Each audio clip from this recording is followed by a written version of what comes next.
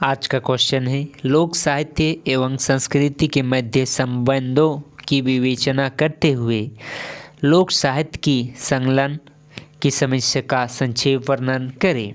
यानी कि लोक साहित्य एवं संस्कृति के संबंध में विवेचना, दोनों के बीच विवेचना और इसको संलग्न करने में समस्या क्या क्या आई है उसको संक्षेप में वर्णन करेंगे इस वीडियो में। तो यह लोक साहित्य चैप्टर से है, जो कि सेमेस्टर 6 हिंदी ऑनर्स DSE 3 का चैप्टर 1 है।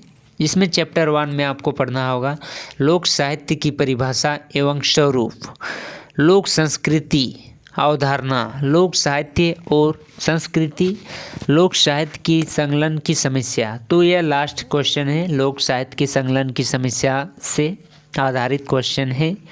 तो इसका आंसर होगा लोक साहित्य के संबंध लोक संस्कृति के साथ है। संस्कृति को सृष्ट तथा लोक दो भागों में बांटा गया है। सृष्ट संस्कृति के संबंध अभिजातीय वर्ग से है और उसकी परंपराओं और ज्ञान की आधार लिखित साहित्य होता है, जबकि सामान्य जन लोक विश्वास और लोक परंपराओं में अधिक विश्वास करते हैं और उनकी मान्यताएं अलिखित होती है। वेद, शास्त्रों तथा पुराण आदि द्वारा दर्शाए गए मार्ग अपेक्षाकृत परिष्कृत तथा विज्ञान समस्त है, अतः इसे शिष्ट संस्कृति के अंतर्गत रखा जा सकता है। वैसे देखा जाए तो श्रेष्ठ साहित्य भी सामाजिक परिवेश को आधार मानकर लिखा जाता है और इस प्रकार लोक संस्कृति श्रेष्ठ संस्कृति की सहायिका होती है। अर्थवेद और ऋग्वेद लोक संस्कृति तथा श्रेष्ठ संस्कृति के उत्तम उदाहरण हैं। ऋग्वेद में योगों तथा अनुष्ठानों की वैज्ञानिक पक्ष को अपेक्षाकृत अधिक मान्यता दी गई है, परंतु अर्थवेद में सामान्य परंपराओं तथा टोना टोटका, जादू मंत्र और अंधविश्वासों पर आधारित परंपराओं का अधिक उल्लेख है। फोक शब्द की, फोक मतलब इंग्लिश शब्द है, फोक शब्द से असंस्कृत तथा मोट समाज का बोध होता है तथा लोर शब्द का अर्थ वह जो सीखा जाए। फोक का संबंध व्यापक अर्थ में सुसंस्कृत लोगों के लिए ही हुआ है, अतः लोक संस्कृति के लिए प्रयुक्त होने वाले फोकलोर शब्द का अर्थ असंस्कृत तथा आदम अवस्था में निवास कर रहे लोगों के विचार और क्रिया व्यापार हुआ है। फोकलोर शब्द का प्रयोग इंग्लैंड के प्रसिद्ध पुरातनवेत्ता विलियम जे थॉमस ने सन 1845 ईस्वी में पॉपुलर एंटीक्वाडीज के लिए किया गया था। गोल्डन बर्ड के लेखक डॉक्टर J.G. फ्रेजर ने अपना ग्रंथ को 18 भाग में लिखकर फॉलर को एक सुप्रतिष्ठित विषय के रूप में प्रतिपादन कर दिया गया। E.B. डायलर ने प्रिमिटिव कल्चर नामक पुस्तक में संस्कृत को व्याख्यात करने का तथ्य किया है। फोकलोर यदि असंस्कृत लोगों का ज्ञान है तो समग्र लोक साहित्य मात्र पिछड़े वर्गों की साहित्य कहा जाएगा। अतः अब तक उकेरी गई व्याख्यान तथा परिभाषाओं मात्र बौद्धिक व्यायाम है और इस विषय के वैज्ञानिक तथा व्यवहारिक पक्षों से मेल नहीं खाती है। पंडित रामनरेश त्रिपाठी ने फोक के लिए ग्राम शब्द झुकाया है और फोकसांग के लिए ग्राम गीत शब्द का निर्माण किया है। डॉक्टर वासुदेव शरण अग्रवाल ने फोकलर के लिए लोकवार्ता शब्द का प्रयोग किया है, परंतु कुछ विद्वानों ने इस पर भी आपत्ति की है। वे वार्ता को इकोनॉमिक्स से जोड़ते हैं और उसका कथन है कि वार्ता शब्द अर्थशास्त्र और राजनीतिक शास्त्र के लिए कौटिल्य के अर्थशास्त्र का प्रयोग हुआ है। डॉक्टर सुनीति कुमार चटर्जी का लोकायन शब्द भी लोकवार्ता के पर्याप्त के रूप में अपर्याप्त थे। डॉक्टर कृष्णदेव उपाध्याय इसके लिए लोक संस्कृति शब्द सुझाते हैं। वे इसके अंतर्गत आचार्य, विचार, निधि, निषेध, परंपरा, धर्म, मूढ़ग्रह, अनुष्ठान आदि गिनाते हुए इसे फोकलर का सही पर्यायवाची मानते हैं, परंतु इसमें कुछ विद्वान असहमत थे। नहीं, वास्तव में संस्कृति में पर्याप्त परंपरा तथा विश्वास, मनोवृत्तियाँ, लोक धारणाएं आदि भी सम्मिलित रहती है। अतः फोकलर लोक संस्कृति का पर्याप्त नहीं हो सकता। डॉक्टर हजारी प्रसाद द्विवेदी की कतिपय अन्य विद्वान लोक संस्कृति को फोकलर का पर्याप्त मानने में सहमत थे। लोकवार्ता के अंतर्गत लोक संस्कृति, लोक विज्ञान, लोक भाषा तथा लोक चेष्टाओं का अध्ययन सम्मिलित रहती है। अतः फोकलर का पर्याप्त लोकवार्ता करने में कुछ कठिनाई है। डॉक्टर कृष्णदेव उपाध्याय फोकलर के लिए लोक संस्कृति शब्द को पर्याय मानते हुए अनेक तर्क प्रस्तुत करते हैं। सोफिया बने ने लोक संस्कृति के विषय को लोक विश्वास तथा अंध परंपरा, रीति रिवाज तथा प्रथाओं और लोक साहित्य को 3 भागों में विभाजित किया है।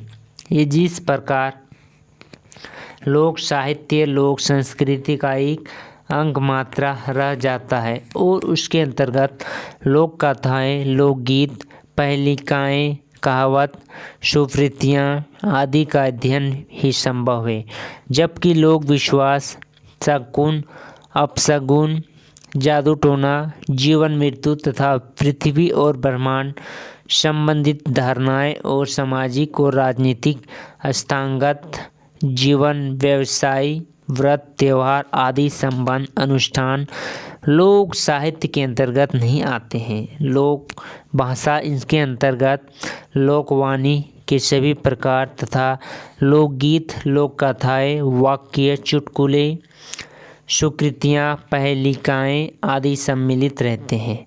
लोक साहित्य का महत्वपूर्ण अंग है। जिस प्रकार लोक साहित्य लोक संस्कृति की अपेक्षा पर्याय संकीर्ण क्षेत्र में अपना अधिकार रखते हैं, कुछ भी है लोक संस्कृति तथा लोक साहित्य को विद्वानों ने अपनी परिभाषाएं माध्यम से आदिम समाज के साथ जोड़कर प्रस्तुत करने की चेष्टा की है और यह परिभाषा मात्र आंशिक सत्य कही जा सकती है, क्योंकि अभिजात समाज में भी लोक संस्कृति की धारणाएं परिवाहित रहती है। इस दशा में उनके लिए नई परिभाषाएं गढ़ने की आवश्यकता रहेगी। डॉक्टर सत्येंद्र ने लोक साहित्य को लोकावार्ता तथा वाणी विलास के 2 भागों में विभाजित करके सिद्ध किया है। लोकवार्ता समुदाय विशेष और वाणीगत साहित्य है। लोक भी व्यक्ति मनोमोदिनी, मनस्तोनी तथा शरीर तोस्तैनी होती है। अतः लोक साहित्य में भी यह विशेषताएं स्वतः आ जाती है। लोकगीत, कथा, लोक कथा, लोक नाटक तथा लोक सुभाषित सामाजिक औचित्य के साथ संबंध है। अतः उसके जंगली, ग्रामीण तथा शहरी 3 स्तर बनाए गए हैं। इसके बीच की अवस्था भी इस वर्गीकरण के स्थान पा जाती है। विश्व स्तर पर जो भी साहित्य इतिहास लेखन का अभ्यास हुआ है, उसमें उदार, उग्र राष्ट्रवादी सोच,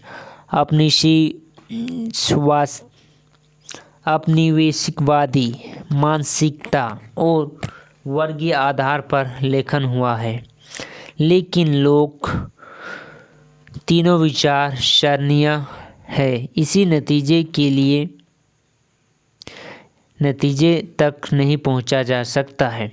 लोक संस्कृति में इतिहास मतक का रूप में प्रचलित में आती है। लोक संस्कृत साहित्य में घटनाएं, तत्व तथा समाज में देखने की दृष्टि रेख के आधार पर, चक्रीय आधार पर लिखी गई है। साहित्य इतिहास लेखनी से भिन्न है।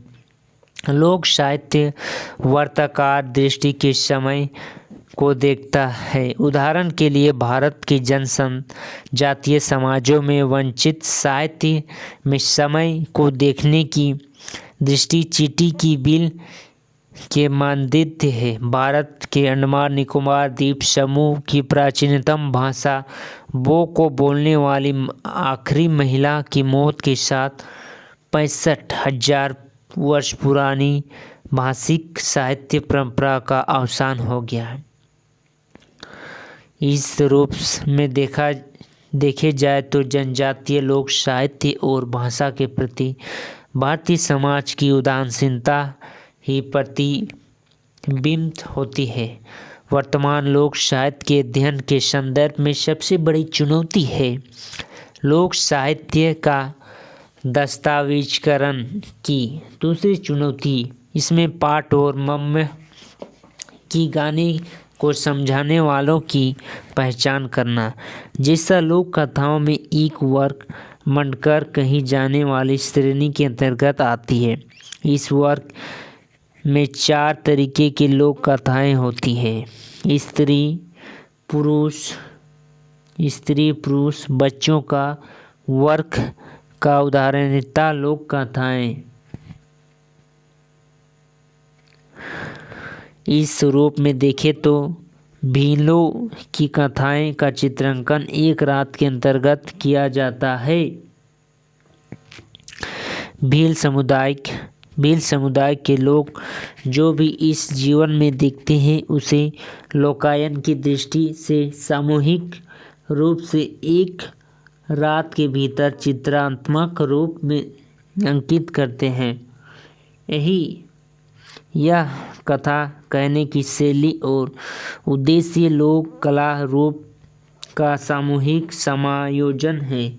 इसकी पहचान भी होनी न लोक अधर्यता के लिए आवश्यक है। भारत जा है नामक लेख में जस्टिस मार्कंडेय काटजू ने भारत के सामाजिक संस्कृति रूप और बहुवेदिक रूप को ग्रामीण भारत की पहचान से जोड़ा है। इस देश के अतिरिक्त एवं मूल्य धारा माना है।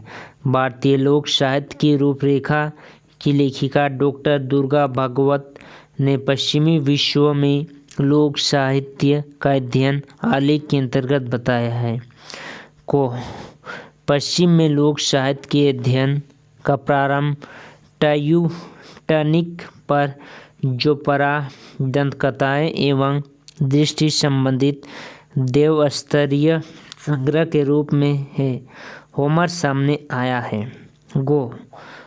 17वीं एवं 18वीं शताब्दी में सिद्धांत का निर्माण किया गया है।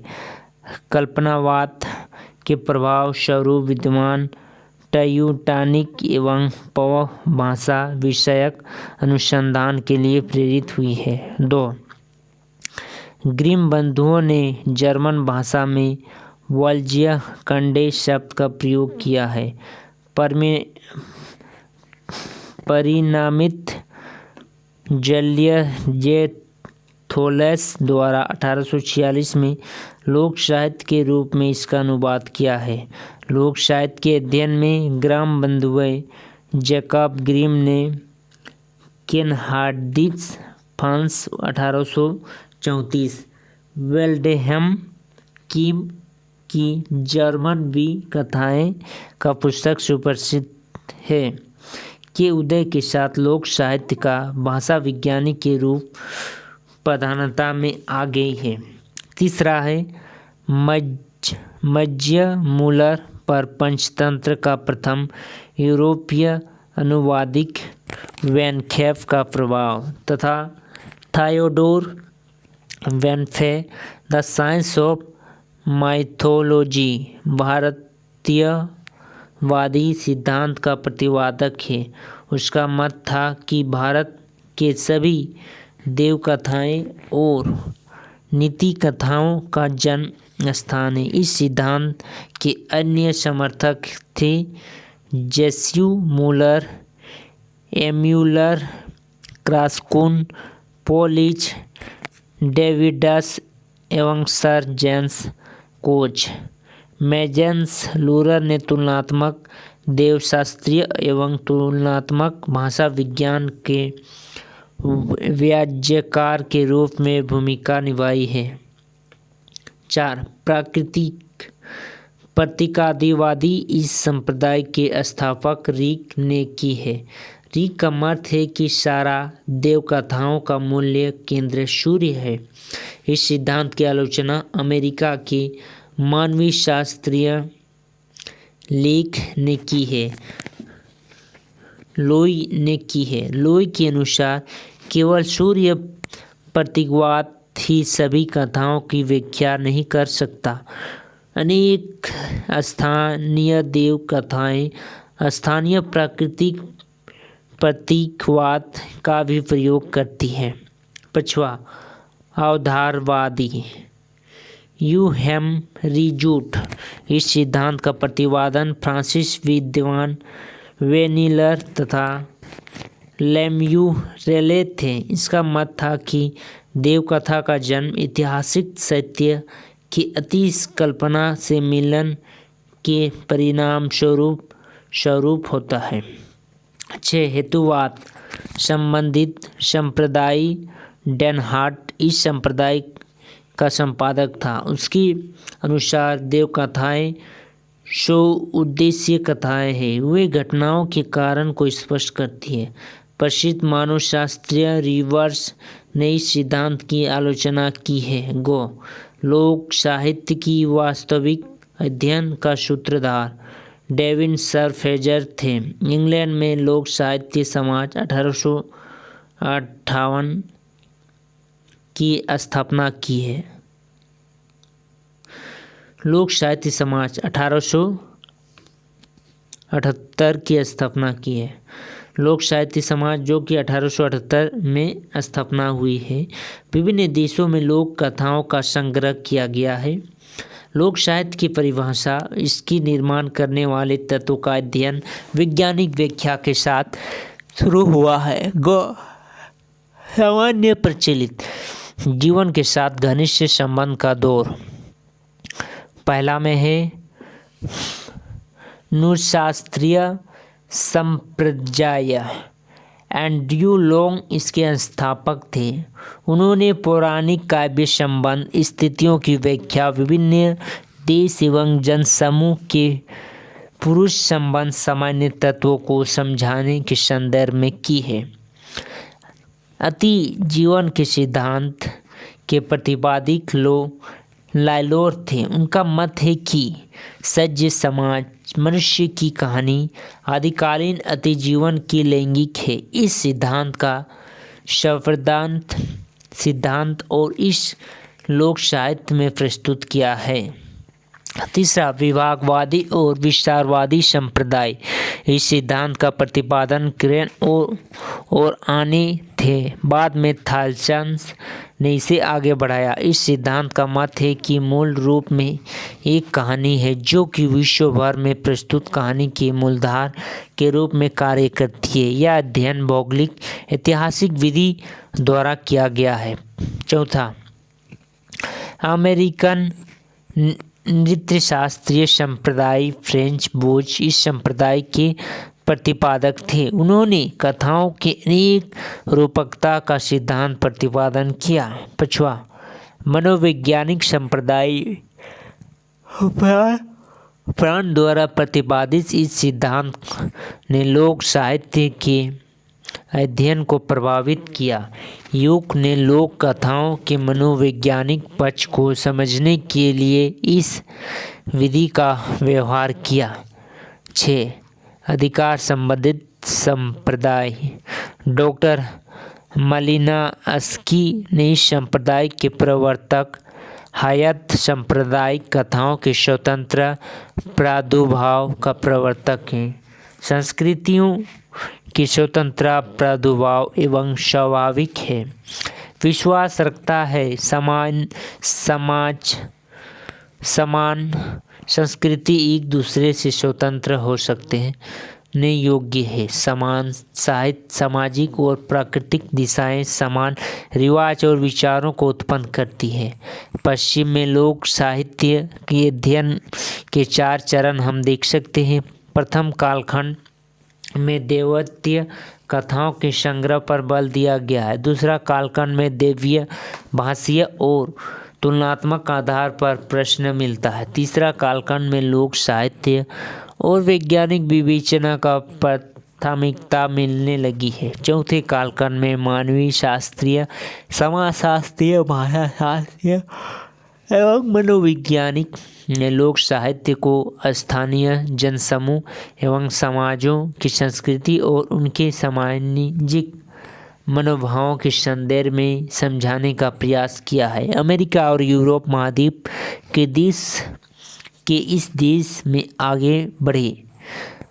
पहला, भारतीय लोक साहित्य की रूपरेखा, पृष्ठ संख्या 18 से 22 में उन्होंने कहा है भारतीय परंपरा में लोक साहित्य के अध्ययन की शुरुआत उपनिवेशवादी सजाओं द्वारा हुई है। उपनिवेशवादी ताकतों की रुझान लोक साहित्य की मम को पकड़ना नहीं बल्कि प्रशासन तंत्र को सुचारू रूप से चलाने के लिए अस्थायी भाषाएं, समाज, संस्कृति, रीति रिवाज और प्रथाओं का अध्ययन आवश्यक हो गया है। भारत में उपनिवेशवादी ताकतों के 3 स्तर पर इस कार्य को किया गया है। पहला, प्रशासनिक तंत्र द्वारा जिलेवार गजेटियर तैयार किया गया है। इस क्रम में लोक साहित्य का संग्रह सामने आया है। दूसरा, ईसाई मिशनरी द्वारा अपने मत और धर्म के प्रचार के लिए पिछड़े हुए समाज के लोक साहित्य के संग्रह भी प्रकाश में आया है। तीसरा, भारतवर्ष को उपनिवेशवादी ताकतें पुरातत्व के लिए सबसे बड़ा अजायबघर मानती है। इस रूप में the archaeological survey of India, royal asiatic society of Bengal 1784, royal asiatic society of great Britain एवं आयरलैंड 1829 ईस्वी, the journal of Indian antiquary 1872, anat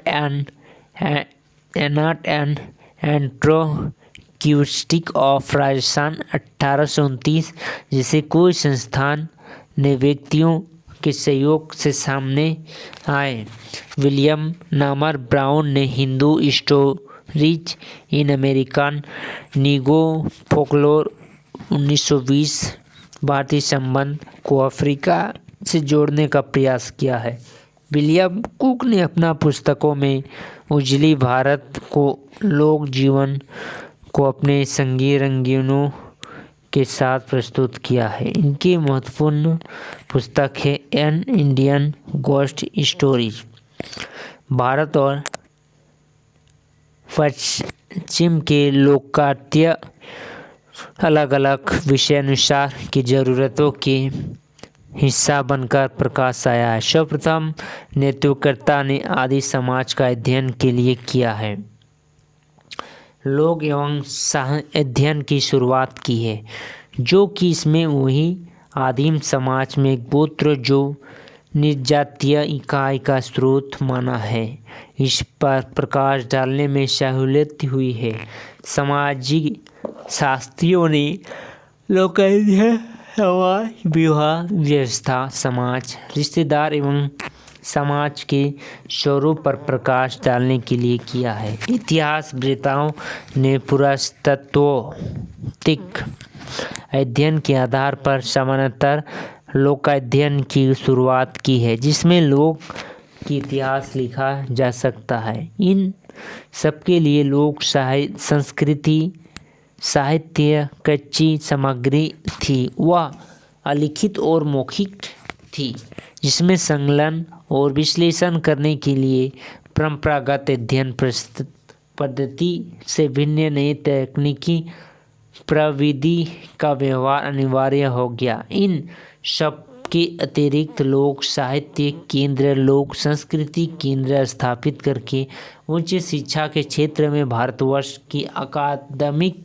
स्रोत कार्य को बढ़ावा दिया गया। सबसे बड़ी बात यह है कि लोक साहित्य के अध्ययन की जो भी प्रयास हुए न केवल सीमित थे बल्कि उन्हें आधार सामग्री न मानकर या तो अतिवाद नजरिया इतिहार किया गया या संकीर्णवादी सोच से उनकी महिमा मंडन किया गया। इससे लोक साहित्य के अध्ययन की दिशा में कोई सार्थक परिणाम सामने नहीं आ पाया। लोक अध्ययन के प्रयास इस देश क्षेत्र में हुए वे उस समय की स्थितियाँ मांगों की आवश्यकता मात्र थी।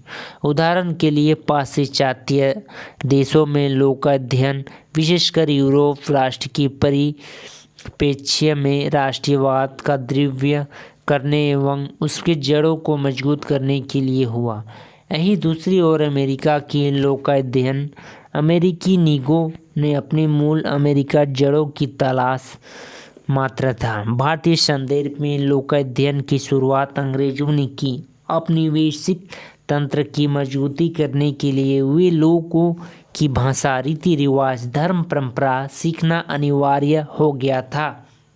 इसीलिए अंग्रेजों ने जिलेवार गटेटियर बनाए, भारतीय लोक कथाओं का संकलन का प्रयास किया। अंग्रेजों ने महिजा आवश्यक केवल प्रशासन तंत्र को मजबूत करना था जिसमें उसने औपनिवेशिक हित छुपे हुए थे। सन 1940 के बाद लोक साहित्य के अध्ययन हिस्ट्री, एंथ्रोपोलॉजी, सोशियोलॉजी और संस्कृति के अध्ययन के हिस्सा तीव्र गति से बनता चला गया। लोक संस्कृति समावेश का व्यापक इसीलिए लोक संस्कृति के मिथक रचनाकार प्रयोग हुए थे। तिब्बत एक मिथक प्रचलित थे। यह मिथक किन्नर समुदाय से संबंधित थे। किन्नर मतलब हिजड़ा। तिब्बती लोक मानस की सामान्य मान्यता है कि शुरुआत समाज में केवल दो वर्ग थे, स्त्री और पुरुष। मानव सभ्यता का विकास क्रम में किन्नर का उत्पन्न होना उसे अद्भुत और रहस्यमय लगा। उन्होंने उसका समाज में हिस्सा मानते हुए दुकारा नहीं।